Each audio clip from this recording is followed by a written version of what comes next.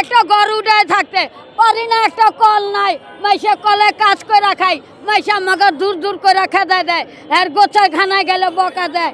এই একটা মাইয়া প্রতিবন্ধী, এই একটা প্রতিবন্ধী, আর একটা পোলা নাই, আর একটা পোলা নাই, কিছু নাই, মাইয়া দুটো প্রতিবন্ধী, কোনো কাজ করতে পারে না, কিছু করতে পারে না। সরকার আমাকে কোনো কিছুই দেয় না, আমাকে একটা ঘর উঠায় দেয় না, কিছু দেয় না, আমাকে চাল ডাল দেয় না, কোনো টাকা পয়সা দেয় না। তো আমরা কি করে খাবো? মাইসা দোকানে রান্না দোকান করতে গেলে মাইসে গালাগালি করে, আমরা কই যাবো কোন? আমাকে ওটা ঘর বাড়ি করে দিক। আমরা বলিবতীতে জানাতে আসি, আবেদন করতে আসি, এইটা সরকারের কাছে বা বিদেশের কাছেও আমাকে দেশের মানুষের কাছে আবেদন করুক, দেশের গরিব মানুষ তারা আছে যাদের দেয়। আমরা জনগণ সরকার বয়াইছি, আমাকে জনগণ দিয়ে চলে, সরকার চলে আমাকে টাকা দিই, আমাকে মাথার ভুই দেই, আমাকে গরিব যারা চক্ষু যারা এই নাই তাদের দেখুক, যারা 5 তলা বিল্ডিং উঠেই থাকে, 10 তলা বিল্ডিং গেছে ঘুরতে ঘুমায়, আমরা গরিব রাস্তায় একটা জায়গা থাকলে ডাকলে এই অন্ধে যাইবে। এই যে বাচ্চাটাই যে দেখেন স্বামী মনে মারা গেছে, মনে মারা গেছে, দেখেন আমরা গোটা প্লেস সরকার করে দেব। পাই নাই, তার পাই নাই, তার পাই না, তার দেয় না, দেয় না, দেয় না, আর কামড়তে পারি না, কামড়তে পারি না, না পাই না,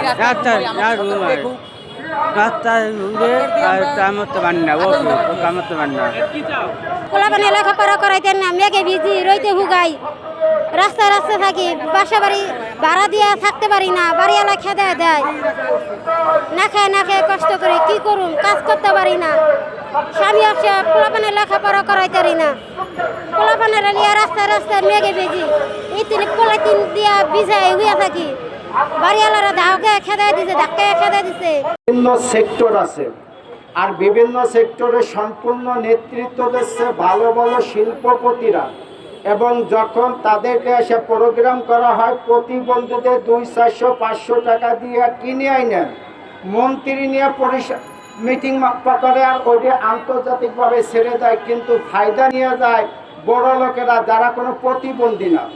কিন্তু আমার প্রশ্ন, এই প্রতিবন্ধী কর্মসংস্থান যারা আছেন, কর্মজীবী সংস্থান, এদের প্রতিবন্ধী যারা আছেন, এই প্রতিবন্ধীদের নেতৃত্বে প্রতিবন্ধী দেবে, আর প্রতিবন্ধীদের নেতৃত্বে প্রতিবন্ধী নিয়ে প্রতিবন্ধীদের উন্নয়নমূলক সেবা এরাই চালিয়ে যাবে। কিন্তু বড় লোক যারা আছেন, যারা শিল্পপতি আছেন, প্রতিবন্ধী সংগঠন করে এদের লামসাম কিছু ধরাই দেন, আর আপনারা অর্থগুলো আপনারা নিজেরা বক্ষণ করতেছেন, বাড়ি গাড়ি করতেছেন।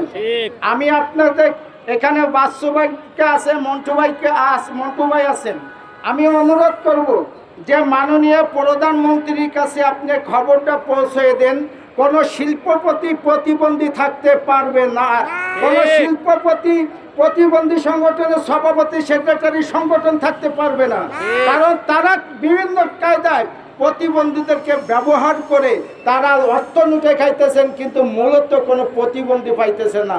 সেই প্রতিবন্ধী আজকে তারা রাস্তায় ভিক্ষা করতেছেন। আলমগীর হোসেন মন্ডলকে যে সংগঠনটি করে দেওয়া হয়েছে, এটা নেতৃত্ব সর্বপ্রথম আমি উচ্চারণ করে মোহাম্মদ আলী ভাই নেতৃত্বে আমরা আপনাকে সংগঠনটি করে দিই।